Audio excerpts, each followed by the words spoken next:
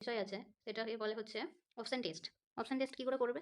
দেখো এই অঙ্কটা করতে গুণ, যোগ, ভাগ করতে অবশ্যই সময় লাগবে। তোমরা একটা জিনিস দেখলে যে বি আর সি এর যে রেশিওটা রয়েছে ৯ আর ১০ মানে যে উত্তরটা হবে সেটা ৯ দিয়ে গুণ হবে। এই যে দেখো ৯ দিয়ে গুণ আমি করলাম। এই এত কিছু করার পর কিন্তু আমি ৯ দিয়ে গুণ করলাম। সেই জন্য আমার উত্তরটা বেরোলো। এবার কেউ যদি ৯ কোনো সংখ্যাকে ৯ দিয়ে ভাগ করার একটা নিয়ম হচ্ছে এই সংখ্যাগুলোকে যোগ করবে।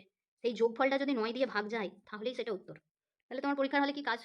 যদি এত এই যে এই দিকের এত নিয়ম জিনিসপত্র এভয়েড করতে চাও তোমাদের কাজ হবে একটা জিনিস যে ৯ এর বিভাজ্যতা নিয়ম যেটা রয়েছে সেই অনুযায়ী কাজ চালাও। দেখো আমরা যোগ করা শুরু করি। দেখি ৯ দিয়ে কে, কে যাচ্ছে?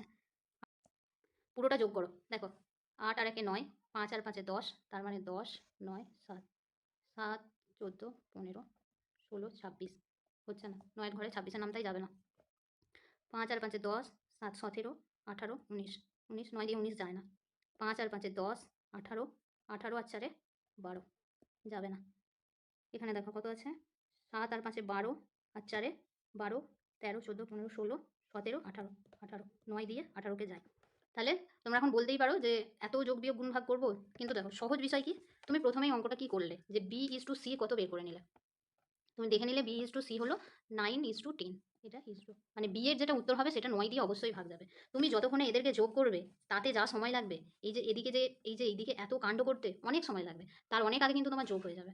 তাই এটাই বলবো যে তোমরা সবসময় তাহলে এই জিনিসটাই ফলো করবে, যে তুমি দেখে নিলে যে বিষয়টা কি দাঁড়াচ্ছে। তুমি এবার বলতে পারো যে আমি কি করে বুঝবো যে এই এত যোগ বিয়োগ গুণ হবে? কারণ তুমি দেখো বলছে সি এর ১৫০ এর ৫% বেশি, তাহলে তুমি দেখতেই পাচ্ছ ১৫০ সঙ্গে ৫% বেশি মানে এত করার পর তুমি দেখতেই পাচ্ছ যে এখানে প্রশ্নটা মানে অনেকটা বড় হবে, উত্তর বের করতে গেলে আমাকে অনেক সময় দিতে হবে। তার থেকে ভালো প্রথমেই ৯ এর তুমি মাল্টিপল দেখে নিলে, মানে বিভাজ্যতা আরকি। ৯ দিয়ে কোনটা ভাগ যাবে। এত কিছু করতেই যাবে না। শুধু অনুপাত বের করে ৯ দিয়ে কি ১০ দিয়ে কি যাচ্ছে, মেন কথা হচ্ছে যখন আপাতত তোমাদেরকে আমি ৯ এর বিভাজ্যতা করলাম। ঠিক যেমন ৯ এর বিভাজ্যতা নিয়মও যেমন যে সব যোগ করলে সেই যোগফলটা যদি ৯ দিয়ে ভাগ যায় সেটাই উত্তর, তেমনি লিখে নিতে পারো ৩, ৬, ৯ এদের ৩ জনেরই কিন্তু একই নিয়ম।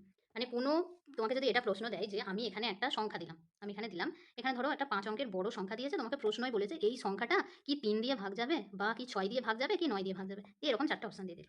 হ্যাঁ, তুমি কি এখন বসে বসে এখন ৩ দিয়ে ভাগ করবে, ৬ দিয়ে ভাগ করবে, ৯ দিয়ে ভাগ করবে? কিচ্ছু করবে না। তোমার কাজ হচ্ছে এই অপশানগুলোকে যোগ করা, মানে এই যেগুলো অপশানগুলোকে যোগ করে দেখবে যেটা ভাগ যাচ্ছে ৩, ৬, ৯ মানে তুমি ৩ এর ঘরের নামতা, ৬ এর ঘরের নামতা, ৯ এর ঘরের নামতা পড়বে। ওই নামতায় যারা আসবে সেটাই কাটা যাবে। আশা করি তোমরা বুঝতে পেরেছো। যদি বুঝতে না পারো ভিডিওটা আরেকবার দেখে নেবে। তাহলে